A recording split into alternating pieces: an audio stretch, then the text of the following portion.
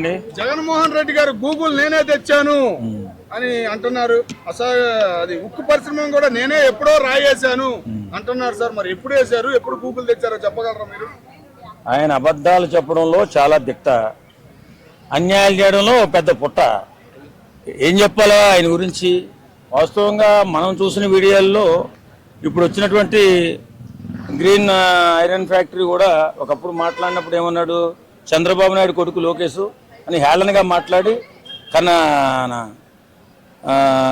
Factory వచ్చేది లేదు సచ్చేది లేదని చెప్పి మాట్లాడినోడు ఈవేళ నేనే తెచ్చాను, నేనే అప్పుడు 2023లో వారితో మాట్లాడానని చెప్పేసి మాట్లాడుతున్నాడు. ఇన్ని అబద్ధాలు చెప్పుకుంటూ ఇలా సాగుతుంది అతని జీవితం. మరి ఏం చేయాలి? మరి పరిపాలన చేయరా బాబు అంటే సంక్షేమాన్ని నమ్ముకుని ముందుకెళ్ళిపోయి అభివృద్ధిని వదిలేసి బిడ్డల జీవితాలు నాశనం చేసేసి ఈవేళ వచ్చి మళ్ళీ నేనేదో పాదయాత్ర చేస్తా, పడుకునే యాత్ర చేస్తా, 2.0 వస్తుంది, ఆ తర్వాత చంద్రబాబు నాయుడుకి సినిమా చూపిస్తా, ఏందా మాటలు? పాదయాత్ర చేస్తా, రోజు సినిమా చూపిస్తాను చంద్రబాబు నాయుడు గారికి అంటున్నాడు. ఎందుకు చూపిస్తారు సార్? ఏం చూపించేది? ఆయన అవకాశం ఇస్తే పని చేయడం మానేసి పడుకున్నవాడు ఇప్పుడు వచ్చి ఏం చూపిస్తాడంట? నాకు అర్థం కాదు. 5 సంవత్సరాలు పరిపాలన చేయ బాబు, రాజన్న బిడ్డవి నువ్వు. రాజన్న రాజకీయాలలో చాలా అద్భుతమైన కార్యక్రమాలు చేశాడు, ముందుకెళ్ళాడు. అలాగే నువ్వు కూడా చేయని చెప్పి 151 సీట్లు ఇచ్చి పరిపాలన చేయమంటే ఇతను ఖచ్చితంగా గెలిచిన దాకా ఒక రకంగా, గెలిచిన తర్వాత ఏం చేశాడు?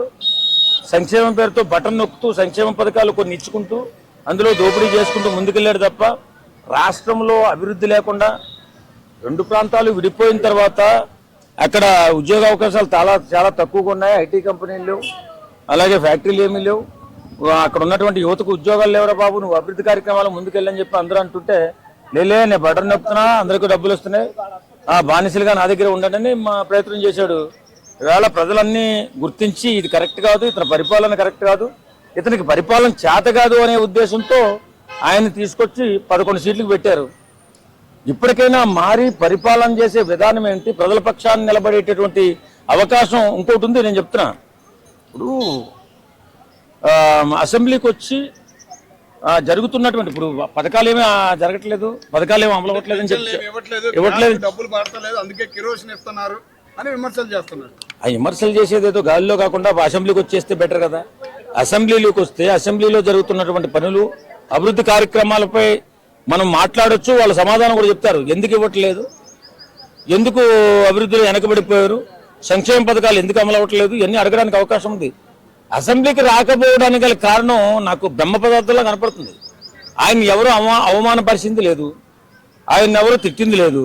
వాస్తవంగా వచ్చిన తర్వాత అవమానపడిన తర్వాత నువ్వు రాకపోయినా పర్లేదు, కానీ అవమానమే పడకుండా నువ్వు నన్ను అవమానిస్తారమ్మో అనే భయంతో ఇప్పుడు ఏమంటారు, మనం ఆయనకి పరిపాలన చేసే అవకాశం కల్పించి 151 సీట్లు ఇస్తే బయట ఎవడన్నా అటాక్ చేస్తారనే భయంతో కంచేసుకుని కట్టుకున్నాడు కుంప. ఇన్ని విధాలుగా భయపడుతూ ఉంటే రాజకీయాల్లో ఎలా నిగ్గుకు రాగలుగుతాం? కాబట్టి ఆయన చెప్పే అన్ని అబద్ధపు మాటలు, అబద్ధపు పనులు ఆయన నమ్మే అవకాశమే లేదు. అది ఇప్పటికి కూడా ఏమంటున్నా అంటే, నేను నెక్స్ట్ టైం గెలిస్తే అభివృద్ధి చేస్తానని చెప్పడం పోయి మిమ్మల్ని వదలను, మీతో ఆడుకుంటానని చెప్తున్నారు. మరి ఫ్యాక్షన్ భావజాలం ఉన్నవాడికి అవకాశం ఇస్తే ఎలాగే మాట్లాడతాడు? ఫ్యాక్షన్ భావజాలాన్ని విడనాడాలా, ప్రజాసేవలో ముందుండాలా, అసెంబ్లీకి వచ్చి అభివృద్ధి కార్యక్రమాల్లో పాలు పంచుకోవాలా, ప్రజల పక్షాన ప్రశ్నించాలి, పోరాడాలి. అంతే తప్ప ఎప్పటికీ మేము ఏదో చేసేస్తామంటే ఎవరిని ఏం చేసేస్తారా? ఎవరు ఏం చేస్తారు? మహా అయితే 4 రోజులు జైల్లో పెడతారు, 10 రోజులు జైల్లో పెడతారు. అందుకంటే కొంప తీసేసి ప్రాణం తీసేస్తారా? ఎప్పటికైనా మారాలి, ప్రజల పక్షాన్ని నిలబడాలా జగన్మోహన్ రెడ్డి గారు. మారి ప్రజలకి అనుకూలంగా ఇప్పుడు మీరు బయట మాట్లాడే మాటలే అసెంబ్లీకి వచ్చి మాట్లాడితే అవి ఏదన్నా పనులు జరిగే అవకాశం ఉంటుంది, అసెంబ్లీలో రికార్డ్ అవుతుంది. కాబట్టి మీరు ప్రజల పక్షాన్ని నిలబడండి, ప్రజలకు చేయూతనివ్వండి, ప్రజల పక్షాన్ని పోరాడండి, ప్రజల పక్షాన్ని నిలబడండి. మిమ్మల్ని ప్రజలు నమ్మే అవకాశం ఉంటుంది. రేపు పొద్దున మీరు పాదయాత్ర చేసినా, పడుకునే యాత్ర చేసినా సరే మీకు అవకాశం ఉంటుంది. ఈ వీడియో కనుక మీకు నచ్చినట్లయితే లైక్ చేయండి, షేర్ చేయండి. మరిన్ని వీడియోస్ కోసం మా ఛానల్ని సబ్స్క్రైబ్ చేయండి. మీ అభిప్రాయాలు మాకు కామెంట్స్ రూపంలో చెప్పండి. మరిన్ని వీడియోస్ కోసం మా ఛానల్ని సబ్స్క్రైబ్ చేయండి.